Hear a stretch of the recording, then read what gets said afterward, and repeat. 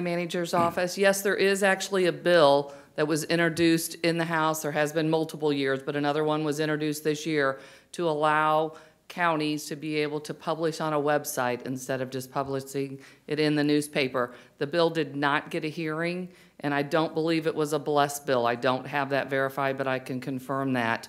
And since it wasn't blessed and didn't get out of one of the houses, it is probably dead for the session, but it is something that we've been tracking on our legislative report. At one time, there was going to be a hearing, and the hearing was canceled. So we were preparing to get ready for testimony. Very good. Follow-on question, Mr. Chairman, for Ms. Lyons.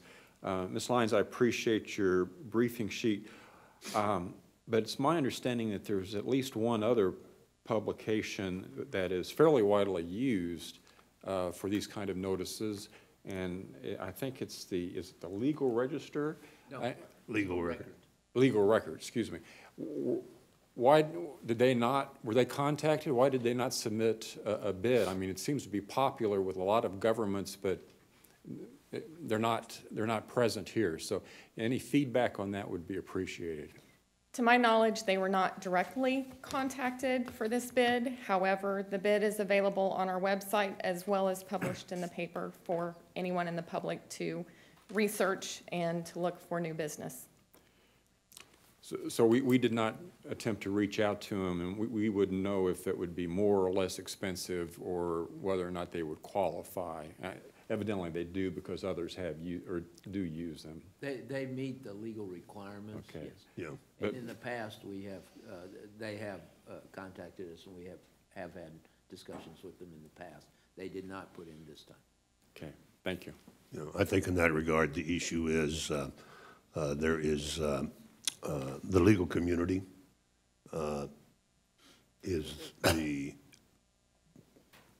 the legal community is the predominant recipient of the legal record, and it's not widely distributed beyond that community. And that was an item that we have discussed before and felt that there needed to be wider circulation rather than just a legal record that's viewed mostly by attorneys. Mr. Brown. Thank you, Chairman. This is a question back to Mr. Jarrett Legal. So the way the contract, this proposal is written, when the legislation comes to be and the law changes to allow for digital publication, what is our legal obligation per this contract for staying in it for the full year or for the renewal? Well, we would stay in. The contract is the choice of then where you would place the publication. And we're not obligated under this to place any publication here. It's the statute that requires us to do that. If the statute allows us to make our publications online, we would just switch to online. If we choose to put it in the paper, then we would place it in under the pricing structure that is under this contract.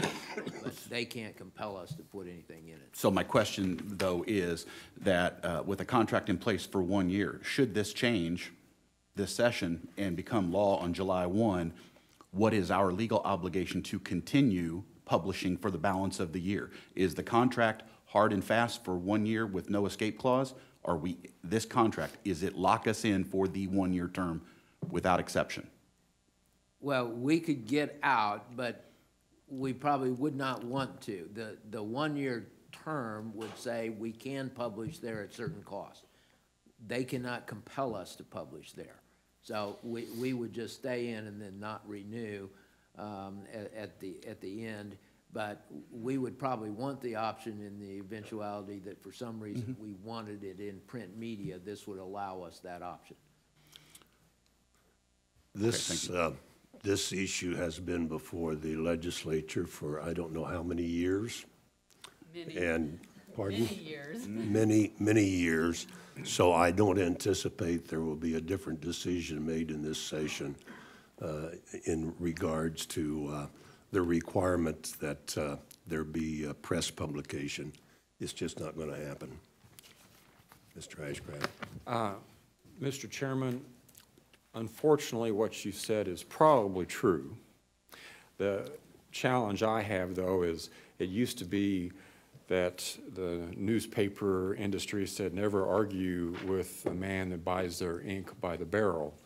But nowadays, they buy it more by the thimble, and most communications are electronic.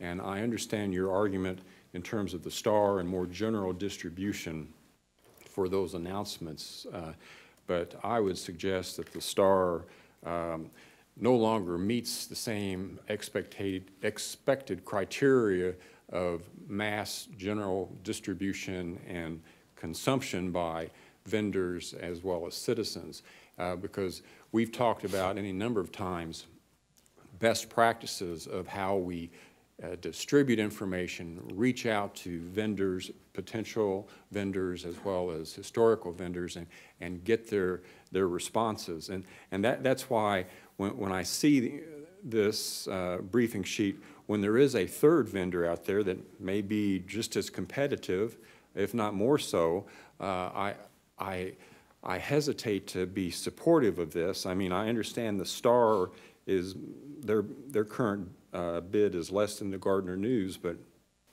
I would have think the due diligence would have been to reach out to any publication in Johnson County and make sure they not only were aware, but were encouraged to respond. And I just struggle with this one.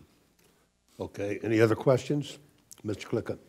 Right now, and I may have missed this, so I'm just going to throw it out there, but right now we're putting out our own publication that goes out on a regular basis.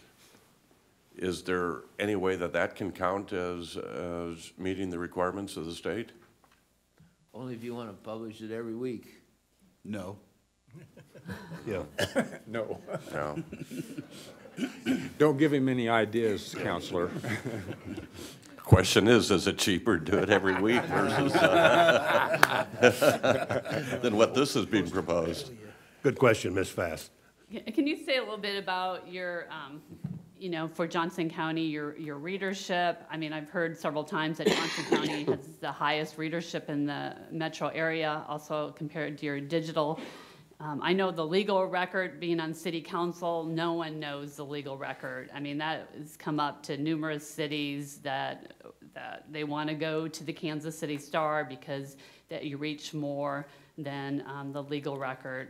So I just would like you to, for the public, to tell a little bit more about your readership in our county and how it compares to the metro area.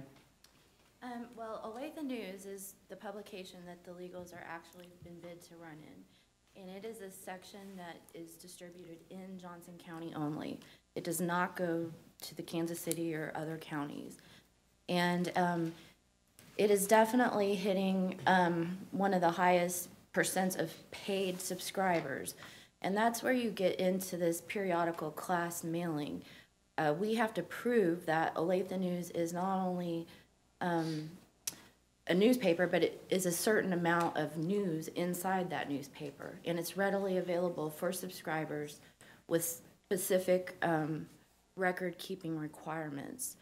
So I'm not versed on readership, but it does go to all of the subscribers who also subscribe to the Kansas City Star in the Olathe area and the communities right around that. Okay, any other questions? Ms. Hensley?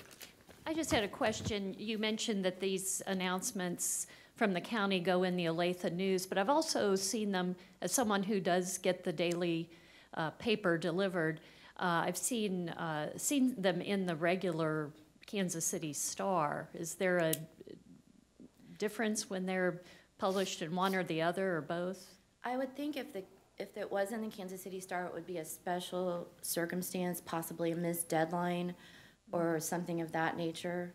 It's usually SYNC announcements, the child in need of care announcements that I see. Right, yeah, I'm not really sure what would drive Doesn't that. it appear in the 913 sometimes? Yes. Yeah, I've seen it there. So sometimes. Yeah. I also was just going to mention, as someone who does get my husband's hometown newspaper, I imagine that there's some concern in the legislature about going to online publication for those smaller newspapers in some of the smaller towns who depend on that income of those announcements. So that may be part of why the legislature has not been wanting to change how it's, the requirements for publication. Okay. Other questions? All right, thank you. Is there anyone, Mr. Allen? No, Is there anyone present who would like to address the commission on this item? All right, there's no one to be heard. A motion would be in order. Mr. Allen? I would move to award a term and supply contract to the Olathe News / Kansas City Star for the purchase of legal publications in amount not to exceed $175,000 for a one-year term and 4 optional one-year terms, bid number 2019-006. Second. Motion has been made and seconded to accept the recommendation and award the term and supply contract as noted. Any further discussion? I am going to support this motion. It's obvious that the circulation is larger to the public, and the price is less expensive than the other bidder, and that's on which I will base my decision. Any other comments? Mr. Brown? Thank you, Chairman. I would follow up to your comment in that here we are again shipping Johnson County, Kansas money to Kansas City, Missouri. And I struggle with that. My vote will reflect it. Thank you. Any other comments? Mr. Ashcraft? Thank you, Mr. Chairman. I have reservations about this, in part, as Mr. Brown points out, but also the process in which we competitively seek out potential bidders to understand what the cost implications are. So my vote will reflect that concern too, sir. Any other comments? Mr. Klicka?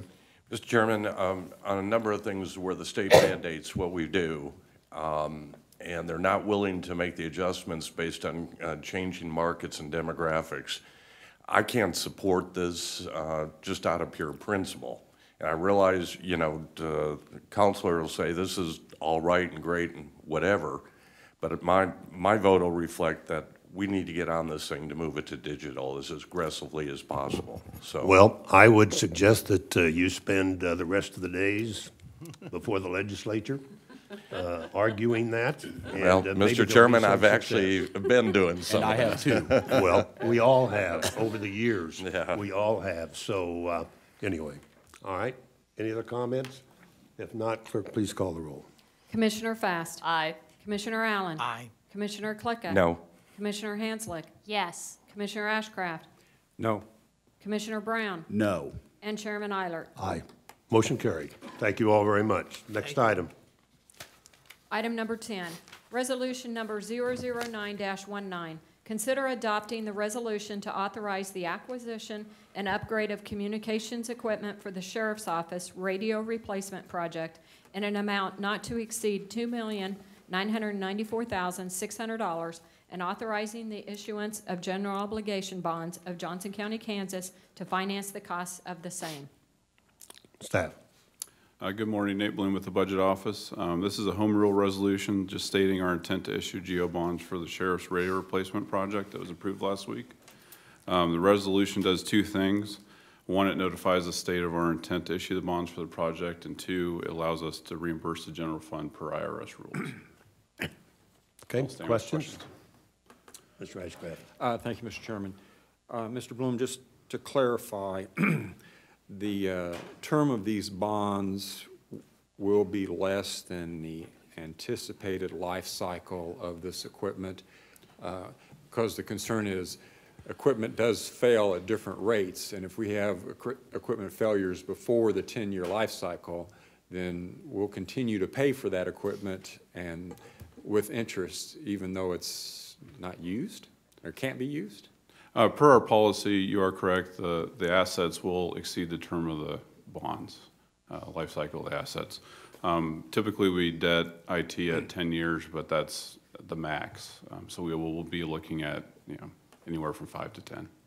For the life cycle, or for the bond? For the bonds. Okay. The life cycle, I've been told by the sheriffs, exceeds 10 years. Okay. 5 years would make me more comfortable, but I hope you've done the analytics. I just have not seen them. That's Yeah, and we will get into that when we actually go through the debt process this fall. Okay. I'll bring back this project and we'll talk about structure very at good. that point. Thank you. I'd Yep. appreciate that. Mr. Brown. Thank you, Chairman. What is the warranty from Motorola on the equipment? I don't have that information. The contract was approved last week. I could find that out for you. I'd like to know that. Okay, follow up, please. Any other questions? All right, again, is everyone present who'd like to address the commission on this item? There's no one to be heard. It's back for the commission. Mr. Brown? Thank you, Chairman. I move to approve and adopt resolution number 009-19 to authorize the acquisition and upgrade of communication equipment for the Sheriff's Office radio replacement project in an amount not to exceed $2,994,600, and authorizing the issuance of general obligation bonds of Johnson County, Kansas to finance the cost of the same. Second?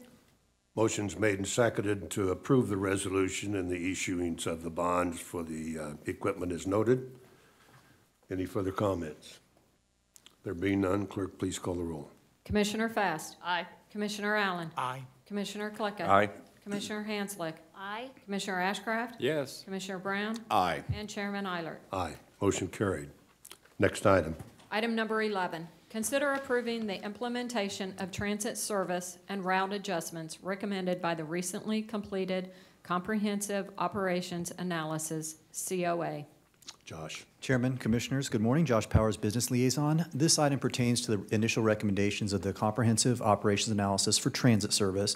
I went over this in a lot of detail last week, and this has been in front of the board in a study session previously, so I'm going to keep it fairly high level. But as a reminder, the COA, or Operations Analysis, was designed to be cost-neutral analysis of our entire transit system with the intent of reducing or eliminating inefficient transit service and reinvesting those cost savings in productive service and as well as developing new innovative service. So we had a public comment period that came after the initial study period, and after that, the staff recommendation, the biggest change that came from the study session that you saw in July of 2018 was the idea that this operations analysis recommendations be split into two phases. The first phase would be what I would call some low-hanging fruit, which means some schedule adjustments, some very minor route adjustment. There is one route, the 405, that would go away. We have complementary service to that the ridership can be shifted to. The phase 2 changes are kind of going to be, they're bigger ticket items, but they are predicated on a lot of things that are happening in 2019, including the outcome of the phase 1 adjustments, the Kansas City Area Transportation Authority's system redesign, which is happening in 2019, and maybe most importantly, the outcome of the microtransit pilot that is currently underway. That pilot has had a strong marketing effort and has seen really encouraging initial returns. So that may factor in strongly to what we end up doing in phase 2. So what we're in front of the board today is to ask for authority to implement the phase 1 changes on April 1st, and then to come back to the board with some further updates about what's happened over the course of phase 1 and with the microtransit pilot before we get into phase 2. I'm joined today by Dick Gerald and Sean Strait of the ATA and Jared Goldbranson, who is the project lead on WSP on the Comprehensive Operations Analysis. So if there's any specific technical questions that you'd like to get into, both they and I are happy to stand for questions. Okay, questions, Mr. Powers? Yes, sir. Mr. Ashcraft. Thank you, Mr. Chairman. Mr. Powers, I just wanted to offer the observation. I appreciate the continuous effort to adjust the routes and try to maximize the performance on those routes. I've been up here now going on 8 years, and I know this predates you, and there have been a lot of changes, and I think a lot of great changes, and I commend you and I commend the ATA for those efforts. But when I look at this, the thing that I struggle with a little bit is while at some level mass transit, public transit is a noble idea, it seems like we have a hard time actually finding routes that work. At some point, maybe you can visit with me offline, because I get the sense that success is elusive, and I want you to maximize your efforts, and the microtransit I think is a great idea, and I look forward to you continuing to refine that and hopefully eventually, personal opinion, replace the big box buses, but that's just me. But I would look forward to visiting with you and trying to understand better what does success really look like? And are we ever going to get there? Because we keep refining and refining, and it seems like it's almost, it's so elusive that we just, from my perch, we just seem to keep missing it. And I know that's not you personally. I think that's probably transit in general, but at some point, is it really going to make sense to continue the big box service? And if you can convince me, good. I'd like to be convinced. I'd be happy to meet with you, sir. Okay, other questions? Mr. Clicken. Mr. Chairman, I did get a chance to visit with Josh and Jay this morning over this, what they're proposing here. I'm really comfortable with the first recommendation moving forward on it. I'd like to also further go, your first slide, which outlines what we're trying to reach, I think is right on the mark. As I've said before, I just think we need to turn the dial up as quick as possible and shift into these things, such as microtransit, on a faster pace than what we have in the past. Okay, very good. Other comments? Ms. Hanslick. Josh, and I don't mean to put you on the spot here, but can you remind everyone what about the ridership on the system that we're talking about? How many per day or per month? How many rides? Certainly, and there's a number of ways to slice that pie. At the highest level, we did in 2018 about 554,000 rides total. We do generally about 2,000 people a day, so you can extrapolate that a number of different ways. Different routes do different numbers, and I think the COA, the important thing to mention is it's honing in on those routes that are not producing rides and reducing or eliminating that service so that we can be most efficient with our spending. I appreciate that. Also, I wanted to just ask, because you and I had talked about this when we met, what you're asking is for approval of Phase 1 and Phase 2, but the Phase 2 would come back before the commission before that would be implemented, is that? Yes, Commissioner, that's correct, and I think that's really a conversation we can have with the manager and executive staff to talk, is that a manager's memo, is it a study session, or is it an agenda item? But yes, that's right. Thank you. Mr. Brown. Thank you, Chairman. I think that what we're looking at here proves that from a transit perspective, we're adaptable and flowable, and recognize if a route doesn't have the ridership we were looking for, anticipating, that we're willing to adjust it rapidly and move to a different model. And to that end, thank you, Josh, and to transit. This is excellent. That's how it should go. Thank you.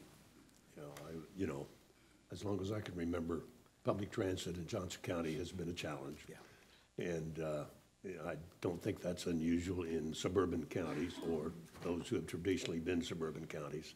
So being able to adjust, I think, is certainly appropriate. Is there anyone present who would like to address the commission on this item?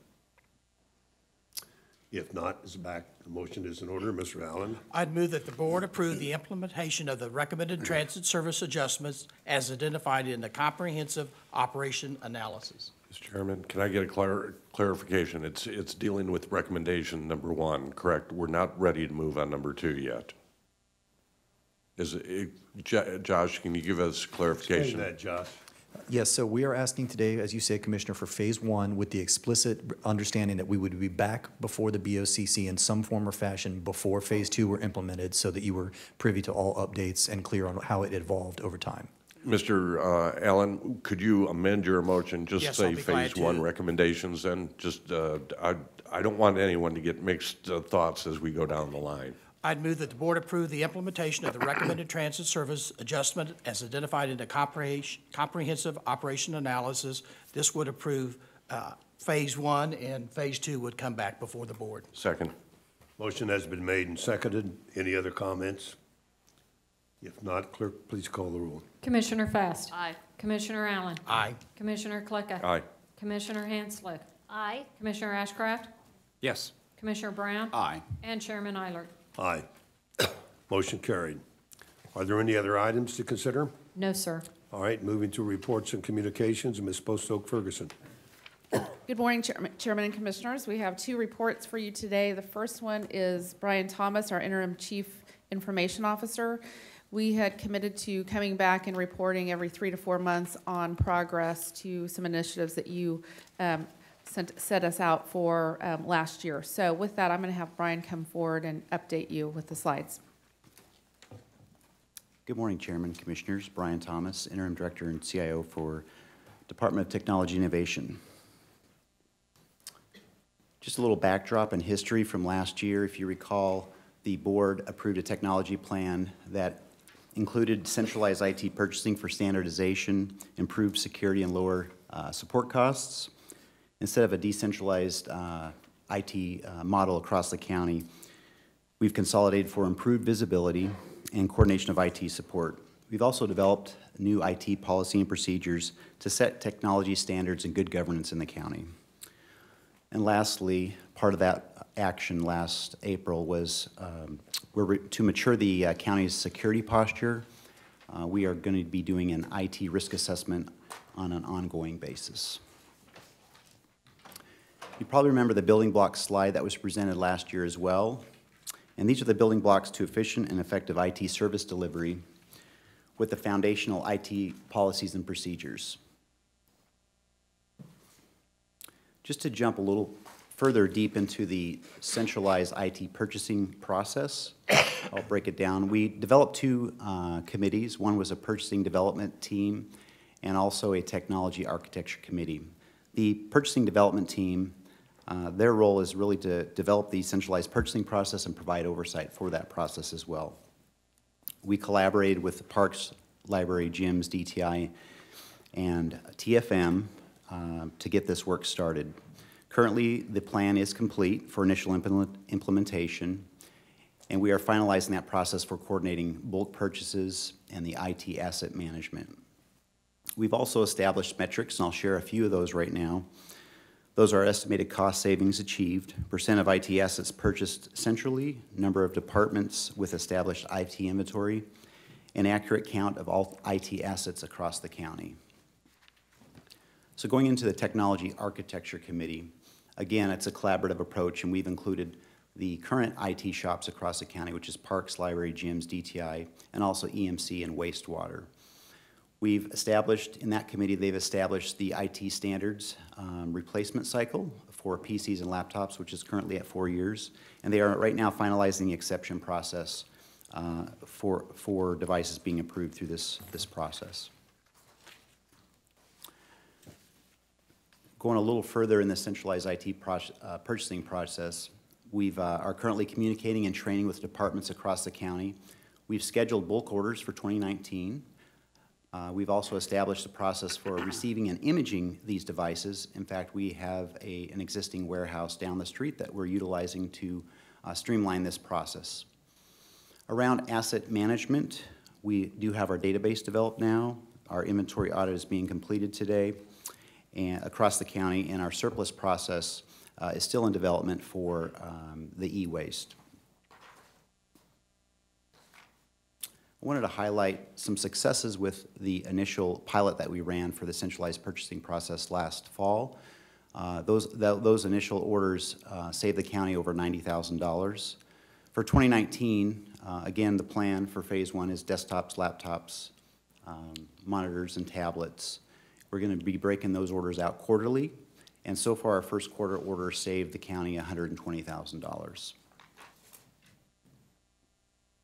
Moving into the IT consolidation, working with the IT Consolidation Committee and HR, we've identified 45 IT positions across the county that could potentially be consolidated into DTI or gyms. A desk audit was performed with a subject matter expert and HR, and essentially those audits have identified the identified staff that would be moving over. Out of the 45 positions, 21 of those positions did move into DTI or gyms. The team met with impacted departments and agencies to discuss the audit findings and a plan and schedule to implement for that consolidation. For the record, the staff consolidation of those 21 positions did happen in January of this year. This is just a high-level visual of the consolidation that happened. We've consolidated down from about 15 departments into 4. As you can see, notated in black, the departments that had a reporting structure change.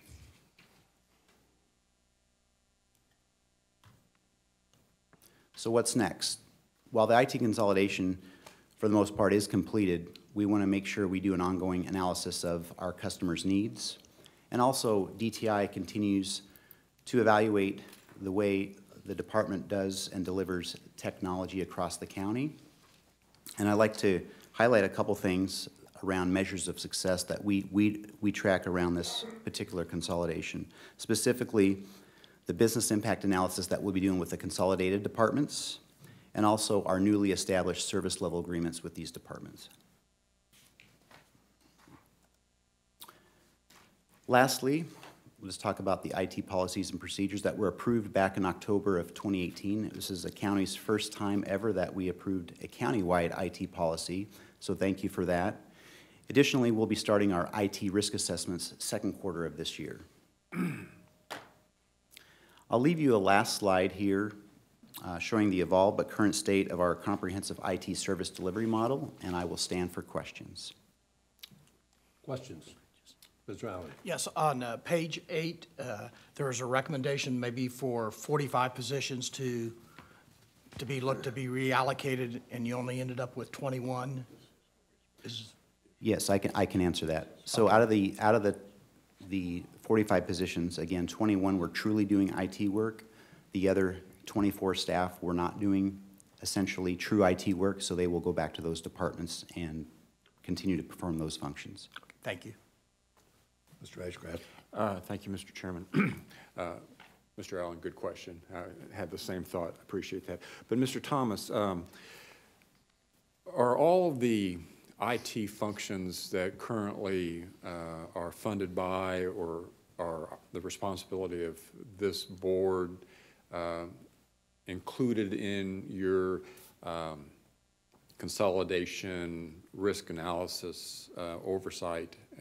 Everyone is participating now? For the IT risk assessments, Commissioner, that is for the entire county. As far as the consolidation, the business impact analysis that we are working on is specifically for these consolidated departments to ensure that we are performing at the level or higher than needed that was previously provided by the staff in those departments. Well, let me put my question this way. I just want to make sure that there aren't any, for lack of a better term, rogue outliers, thank you, better term, outliers that have not participated fully. I think we were all impressed by the fact that Hackers Unlimited pick off the smaller ones as being more vulnerable, and I just don't want us to have some administrative hesitancy that would impact that greater good. So are you satisfied that everyone is in the network, involved in this this growth and development of IT security? Absolutely. That IT work is, that good IT work that's being done across the county is handled through DTI, GIMS, Parks, or Library, and we are confident with the delivery and the consolidation process. Very good. And just a clarification, and I appreciate I think on slide 6 talk about some cost savings, and that's great. I am supportive of that. But what I don't hear much of is the operational impact that these consolidation and efforts are having. Because if we save $100,000, but we're causing frustration and long wait times and other impacts in terms of the outcome of this, this is fine, but it may not be worth it, and maybe in the future you could give us some sense of that, particularly in the efforts to underscore the heading of the department in the area of innovation and how those innovation efforts are dovetailing with the manager's overall efforts and what we're seeing in terms of how you can contribute to that. So just a perspective. Thank you, I appreciate that. And we'll provide additional metrics around the efforts around the consolidation and centralized purchasing, for sure. Any other comments or questions? All right, thank you. Thank you. Thank you. Next. Next report is the board priorities. So as a follow-up to the retreat that we had in January, staff has been working on the direction that you gave us with your priorities, put together a draft document for your review. We plan to have a study session in 2 weeks So giving you time to look it over. I'll highlight it at a very high level and see what information you want to go into today, but we can go into more detail if you have questions on the 21st or leading up to that. You may recall that we set out, you all directed us with 9 different priorities with 3 at the top priorities. And so we are recommending that we roll one of them, so there's actually 8 total. One of them was housing, and that was separate, and it went into the middle category, which was the label as high priorities. But in the vulnerable populations goal, which I'll go over in a minute, it did include housing insecure. So we are recommending combining those, and I'll highlight that as I go through. So we organized them as we did in the retreat with the top priorities and focusing on the 3 and putting a little bit more detail in the top 3. And then what we were directed to at the retreat was then say what we could accomplish with the other priorities within existing resources. So I'll focus my highlights on the top 3 and go over, quicker today on the others. So the first one is the multi-year projects. And again, that's the library master plan, the parks plan, courthouse, Tomahawk, medical examiner. And so we currently give you updated reports bi-monthly on the overall capital projects, and they are updating measures in various ways to show that we're being efficient and effective, on time, on budget, as well as you can see the impact statement that it's delivering the promise of major capital projects, assuring the needs of the public, the users and the business operations are met, and the performance requirements of these significant community assets are achieved. So that's the top priority. The other 2 top priorities, the second one is strengthening and finance the appropriate level of service to meet the needs of the county's vulnerable populations, pursuing innovative strategies. And so you'll see that this looks familiar because we had, if you look at 2A in your packet, that's the wording of the priority that has been in place for the last couple of years, and you may recall that we added housing insecure. So that includes intellectual and developmental disabilities, those with mental health needs, those who are aging, and those that are housing insecure. We added an additional piece to this section you can see in 2B to work with United Community Services and other organizations to leverage their work and engage voices in the community in addressing the issues of those who are cost burdened and housing insecure. And the impact statement there highlights identifying the community challenges in all the vulnerable population areas, including housing, and then enhancing the coordination of our departments that work on all of those services within the county and the community.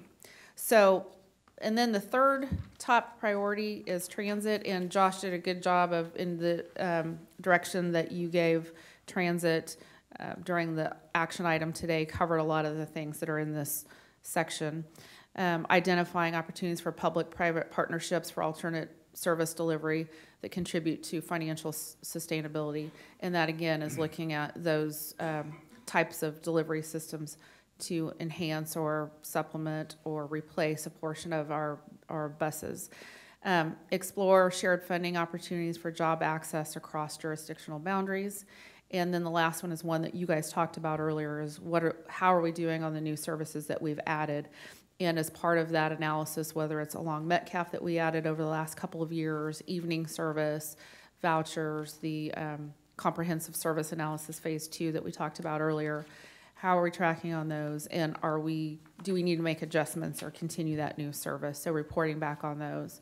And again, the impact there is utilizing new technologies and increased partnerships to improve mobility, job access, to employment and education, enhance participation in the community, in the economy, excuse me. So those are the top 3. The next category are the high priorities, and there were 2 in this category because we moved the housing one up with the other one. Explore methods of increasing transparency and engagement around county government. And again, these next 2 sections of priorities are what progress can be made within existing resources, since they weren't the top priorities, but they are priorities and important to you all, and there are some additional efforts that we have been planning and also discuss about building on. So reviewing our current communication engagement efforts with the board so that you're aware of all the things that we currently do, enhancing our surveys with additional questions to make sure we're getting the feedback from the community of the communication that you desire. The rebuildingjocogov.org, that's an approved CIP project already, and that plans for that are underway. Increasing the convenience of requests for and retrieval of county data. An example there is with the notices of assessed valuation that went out recently. If you clicked on that information, you can go and you can see in one place all the information on your property, which is new. And when I did it, it was quite interesting to see. I could click on my address and see the pictures of the property even before my house was built. And then every time they did the ortho photography from the air. So it had that with the history of the data all in one place. So those are the kind of examples we want to continue to build on. And identify ways to make communication more accessible to changing demographics. There has been a growing Hispanic population, in particular for certain services that we provide, and so we do provide some print material, but being aware and identifying are there growing needs that we need to continue to monitor those. Enhance communications and provide more volunteer opportunities to engage county residents, to build on the citizen, what is our group called? Thank you, Citizens Academy. Building on that and the interest that we've built there, but also those that don't have the chance to go through the academy to be aware of those volunteer opportunities. And the next one is explore and engage city partners and other economic development organizations to assess the impact of historic policies on job growth and livable wages. And so what we're recommending that we focus on in this area within existing resources is to identify government programs and policies meant to create jobs, and then also gather wage information for Johnson County, working with partners such as CERI, UCS, Chambers of Commerce, MARC, et cetera. The other priorities: plan a 10-year visioning process beginning in 2021. So we've said, yes, we plan to do so. It's just not in this next 2 years, or this year or next year, but begin planning it at the end of next year to start implementing it in 21. And then number 7, work with agencies and departments to develop performance measures for county services that support an evidence-based performance management culture. Although this was your priority number 7 and it was listed in other, we have been enhancing our focus in this area. It is good business practice to continue to work on that. And then 8 is what Brian just presented this morning with develop and implement a comprehensive plan to protect, support, integrate, and utilize counties' government's data and systems. And perhaps that was 8 because you knew things were underway and have already kind of started down that path. So Brian did a nice summary of that one. So with that, I'll stand for questions. And again, we recommend having a study session in 2 weeks to give you time to look this over and see what questions you may have for me today. An extensive report would remind everybody that we will have a study session so that we can delve into this a little more deeply. So, other questions, Mr. Ashcraft? Thank you, Mr. Chairman. Thank you for the report, Ms. Postoke-Ferguson. I looked at my notes, and one of the things that we had talked about is having I'll call it a study session, but some kind of follow-up meeting to talk about the various tax incentives that are used in the county and how it might impact us and what our positions and needs were. I don't see that included in this. Is that something to be considered outside of these priorities? Well, here's how we approach this, and it's probably good to discuss it with you all more, whether it's today or at the study session. And that's fine. But I'll share with you the approach that we took. So number 5, where it talks about economic development information and job growth, because that wasn't a top priority, the way you guys gave us the directive, then we looked at it as what can we do within existing resources. So what we reported back is what we are recommending doing within existing resources. There wasn't a clear consensus on that, but if you guys give us different direction than what we recommend, we certainly would discuss that with you. Well, I thought that was my recollection also. That there was an agreement that we would have a conversation about it, though. That was not on the priorities list necessarily. But even if it's not on the priorities list. Well, we can have that discussion. okay. Anytime, Okay. the majority I of the didn't know if- commission decides. Yeah, okay. Yeah. I think staff, Penny, you did a good job in outlining what was discussed. And I think it gives us a good, kind of a crib sheet here as we do begin those things. And there are some issues, I know we're gonna dial down even more to what these things mean from a budget standpoint, so we'll work with that. All right, thank you very much. Is there anything else? Nothing else. Thank you. All right, next item, legislative update. Ms. Green? Good morning, Chairman and Commissioners.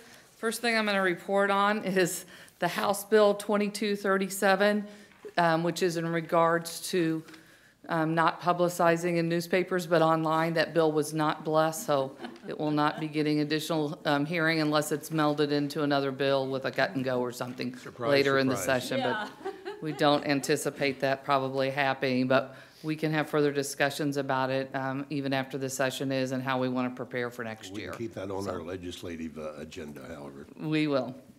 All right, so today the House is actually debating Senate Bill 22, and this is that combo tax bill where it decreases food sales tax from 6.5% to 5.5%.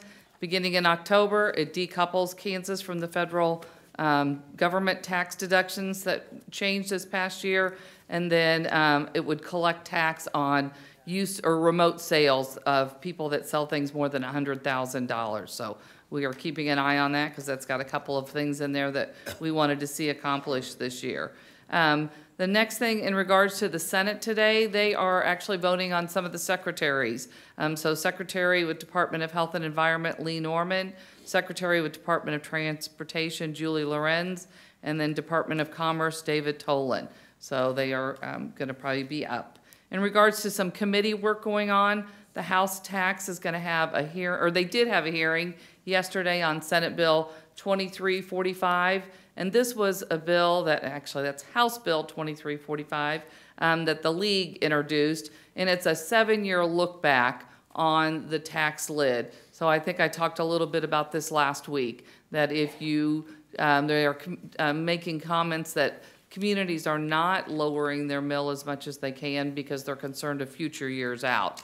We have not done that, but it would allow us, if they did pass this bill, to, let's say, 2 years from now, we found ourselves with a tighter budget, that we could use some of those resources that we did not increase these past years. So that had a hearing yesterday. In Senate Utilities, there's going to be a hearing on House Bill 2084, which was the 911 legislation. So we are actually going to be having testimony again on that bill, and I will get you a copy of that before we send it over. And then in Senate, Fed, and State, there's going to be hearing on Senate Bill 151. And this one, we're just getting a little bit more research done on it, but this increases the current exemption on residential property tax from $20,000 to $40,000. They're going to have a hearing next week. I just sent an email to Paul Welcome this morning and Budget, and Paul, to find out what that fiscal impact would be on the county if they increase that exemption. Yesterday, there was a presentation on Medicaid expansion in the House Health and Human Services. It was not a hearing. It was a presentation from Carrie Bruffett with the Kansas Health Institute, and just some new numbers that they shared that yesterday, that there's nearly 130,000 Kansans, and that's 90,000 adults and 40,000 that would be able to enroll in KanCare if Medicaid was expanded. They also said that some of these actually have coverage, but not all of them, that would still help have better coverage for them. And then they expect that the cost to the state over the next 10 years could be $1.2 billion, but there would also be some additional administrative costs. And they actually asked the question at the very end of the committee if they would be having a hearing on Medicaid expansion, and the chairwoman said that they would not be pushing a bill through, but they were having a purpose of a roundtable to have further discussions on the issue. Also yesterday in House Social Services Budget Committee, they worked on the KDAD's budget, and just a couple of items that impact us here locally is they were gonna add $12.1 million to help with the IDD waiting list. And then also, they were gonna add an additional $4 million for community mental health centers. And then finally, a bill that was blessed that we heard about was House Bill 2176. And this is an election bill that it got some consequences for people that collect an absentee ballot, but then do not turn that ballot into the election office. So those are kind of just a short update because they just came back in session yesterday. I'll probably have more information next Thursday because it looks to be a busy week of hearings this next week. Thank you. I understand the discussion yesterday on the Medicaid expansion was included all sides and various viewpoints. You know, the $1.2 billion over 10 years, I've made this request before, and I don't know whether it'll ever be answered, but I'd like to know what the cost of CanCare to the CMOs over a 10-year period of time is estimated to be. That's money that could be spent for services, but goes to the CMOs. And I'm still interested in finding out what that number might be, because that would reduce the amount of money that's available to provide services under CanCare. All right, I will see. You mean MCO? Yeah, right. I'm sorry. I was like, Flipped it around, but. yeah. Yeah. All right. Yeah. We will work and see if we can help get that answer. Any other questions? All right, thank you, Cindy. We'll turn to commission comments. Ms. Fast. Yeah, I don't have a lot to discuss. I just want to thank, I met with the planning division this week, had a tour of Evergreen, IT, last night solid waste management. They're working on input of the 5-year plan for solid waste, looking at how trash is collected and recycled, and there'll be a public meeting in April. So thank you all. Okay, Mr. Clicken. Mr. Chairman, thank you. Just want to make comment of the past few days where many of us were attending the National Association of Counties. I do want to compliment the NACO staff. It seems like every year the meetings get more and more relevant for us, the programming and so forth. Under the leadership of Matt, what's his last name? Matt Chase. Okay. That organization has come a long way, and appreciate the time that we had there. Agreed. Thank you. Yeah. Mr. Ashcraft. Thank you, Mr. Chairman. On the lighter side, Mr. Chairman, I don't know if you know this or not, but 100 years ago yesterday was the birth of something that changed the course of history, and that was the Oreo cookie. That's good. Thank you very much. Why didn't you bring some? Celebrate. We should celebrate. Talk about it. Mr. Allen. No comments. Mr. Brown. None, thank you. Ms. Hensley. I would just reflect that I really appreciated the opportunity to go to the National Association of Counties conference in DC, learned a lot about what other communities are struggling with, which are very similar to what we're dealing with, and there are some unique and interesting solutions out there that I think that we can learn from, and so I appreciated that. I also just wanted to mention that because of the weather, you may remember that the Martin Luther King Jr. celebration had to be rescheduled, and that's going to be held this Saturday at 5 p.m. at Yardley Hall at Johnson County Community College. So look forward to seeing some of you there.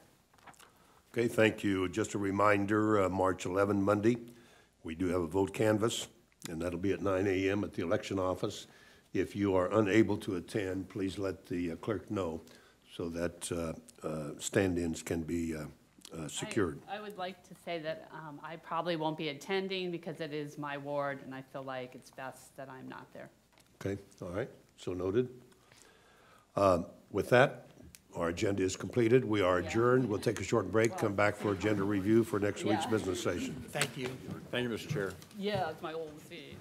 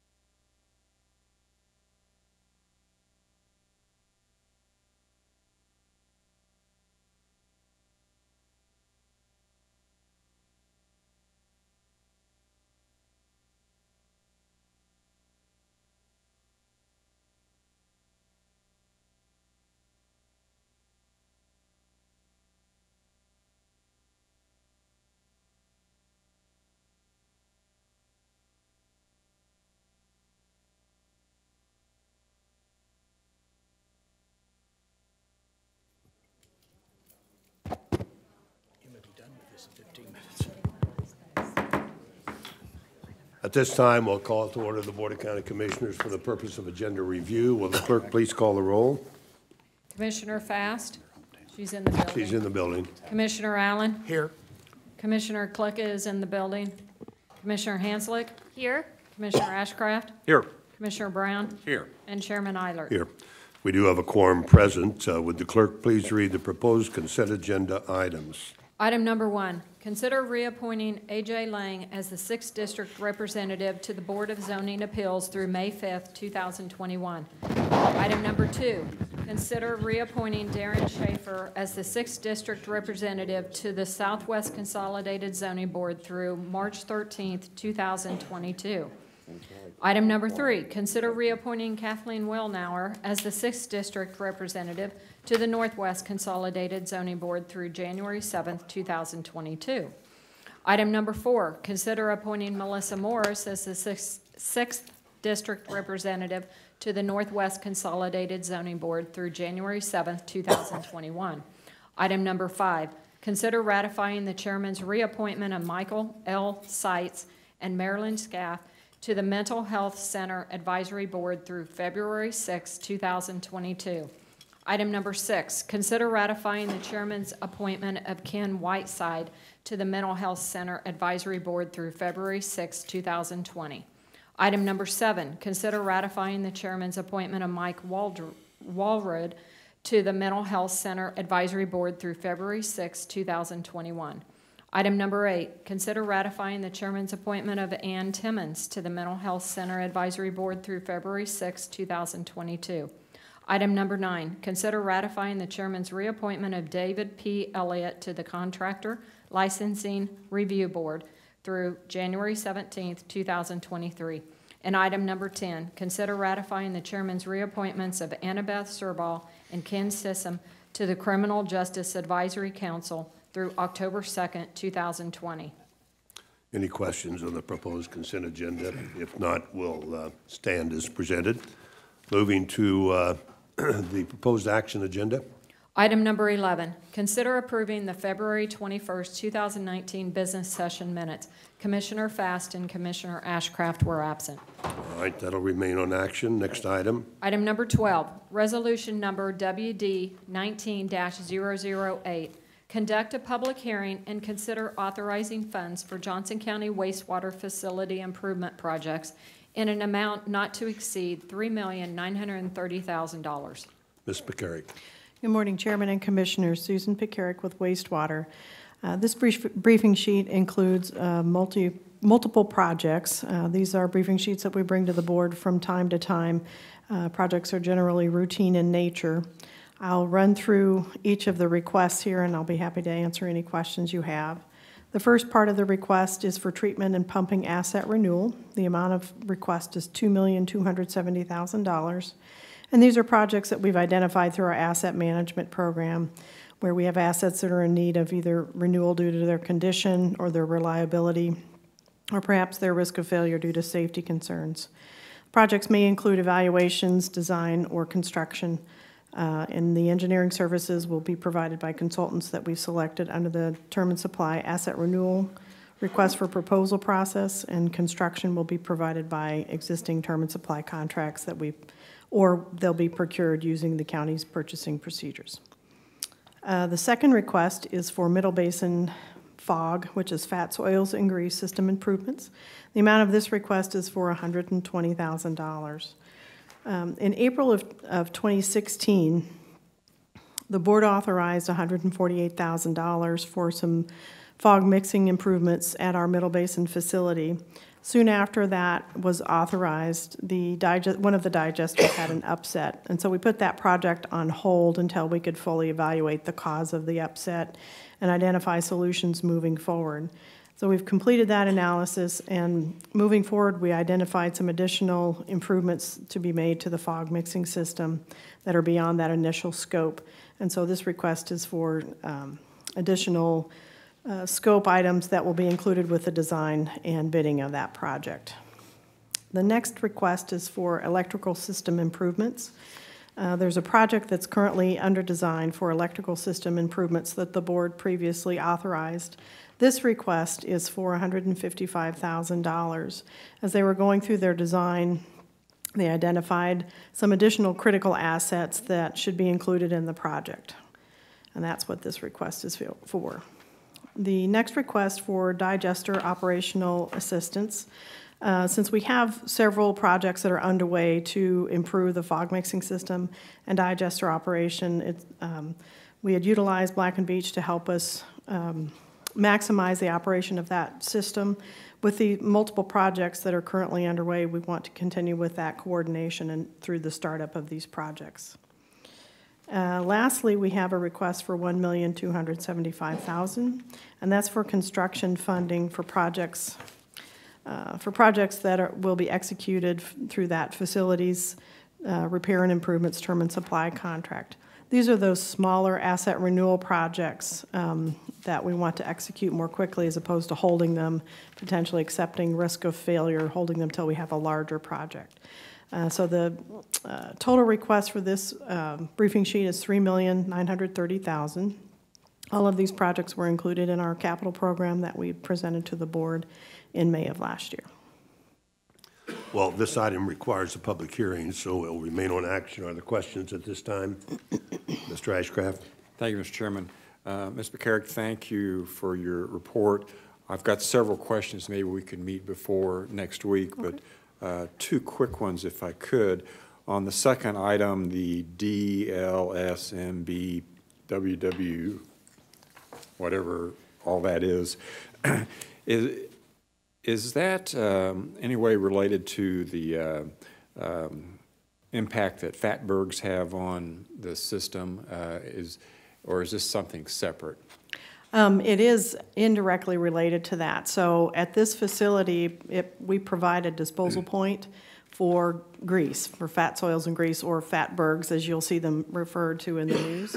And so by providing a disposal point for that material, that keeps it out of our sanitary sewer system, which, if it's there, will cause blockages and backups. Very good. Because the question that we can explore offline is, are there any efforts that we should be considering to keep the fat out of the system rather than trying to remove it from the system once it's in? And we could talk about that offline. Okay. The second real quick question is the third item, wastewater facilities electrical system, blah, blah, blah. Is that an outgrowth of the Arc Flash program? It would be part of, it came out of our asset renewal program. And so these are aging electrical assets that need to be improved. As part of these projects, however, there will be there's Arc Flash labeling requirements. Okay, but it wasn't part of the survey and analysis we did. It wasn't something that was discovered there. This is just something under the asset This management. is from our asset renewal program. Very good, thank you. Any other questions? Okay, excuse me, Ms. Hansley. Yes, I wanted to just clarify that I'm reading this correctly. The first three items pertain to the Douglas Smith plant, and the fourth one, it looks like it's various updates and renovations throughout the system in the county. Am I reading that correctly? Yeah, I would characterize it as the first and the last are related to renovations or rehabilitations throughout our system. And then the middle three all have items related to the Douglas L. Smith Middle Basin. The electrical system improvements, the third one, it also includes improvements at our New Century Air Center as well as our Belinda pumping station, which is located up in Northeast. Thank you, I appreciate it. Okay. Again, this will remain on action. Next item. Item number 13, consider authorizing the purchase of 4 ambulances from Pinnacle Emergency Vehicles, LLC, per HGAC Cooperative Contract AM10-14, authorizing the purchase of secondary and support vehicles utilizing MACCP IFB number 2016-002 Metro Vehicle Bid Pricing, and authorizing an exception to competition for the purchase of necessary patient handling equipment from Stryker Medical for for use by the Johnson County Med Act for a total amount not to exceed $897,496.60 to be paid from the Med Act Equipment Reserve Fund. Mr. Davis. Good morning, Chairman, Commissioners. Paul Davis, MedAct. We're seeking to expend dollars that were approved in the 2019 budget for 4 ambulances. 2 will be new construction, 2 will be remount construction, and also to change out some support vehicles and add, replace existing cots, the older cots, and patient loading equipment with new. That's the summary, and do you have specific questions? I'd be glad to ask. Okay, questions? Mr. Allen? Yes, Mr. Davis, in the past, you were going to transition over to an ambulance system where the boxes on the ambulances would outlast the truck chassis. Are these boxes part of that program in the future that if So two of them are. So the 2 remounts, we've identified 2 more trucks that can be remounted. The boxes are in good shape. So one is ready to go right away, and the other one will come later in the year. So 2 remounts and 2 new. Well, I just want to thank you personally. I know that there's substantial savings doing it that way. And I just want to ask maybe an overall assessment of the fleet of ambulances. In your opinion, we're in pretty good shape overall in the system. We're not behind on replacing ambulances that need to be replaced. No, we are in pretty good shape, and this year's request reflects that. Last year, we spent about $500,000 more on ambulances than we are this year, but we've also established a partnership with the county's fleet management to determine what vehicles might need to be replaced, those vehicles that maybe have some issues that could be addressed earlier on. And so we're in good shape as far as ambulance replacements. We're now getting a handle on the support vehicles as well with fleet's help. Okay, thank you. Very good. Mr. Ashcraft? Thank you, Mr. Chairman. Mr. Davis, maybe before next week we could visit a little bit. I was be interested in learning a little bit more about your statement in the background about we have developed a multi-year vehicle replacement strategy. I think it's probably along the lines of what Commissioner Allen was asking about, but if you could just educate me a little bit, or I'd be glad to. or whoever. I see Chris back there. He's good at educating me. That would be fine too. Okay. Okay. Mr. Brown? Thank you, Chairman. Mr. Davis, how many total ambulances are there in our MedAct fleet? We have 27 in our fleet that we're responsible for. And are any of those reserves? Yeah, 8 of those are reserve, 19 are frontline ambulances. Frontline, okay, thank you. Okay. All right. Remain on action. Consent's fine. All right, consent, so noted. Next item. Thank you. Item number 14, consider authorizing a contract with BI Incorporated for electronic monitoring and services at a cost not to exceed $725,000 for a 1-year period with the option to renew 4 additional 1-year periods per U.S. Communities Contract 201-844-994.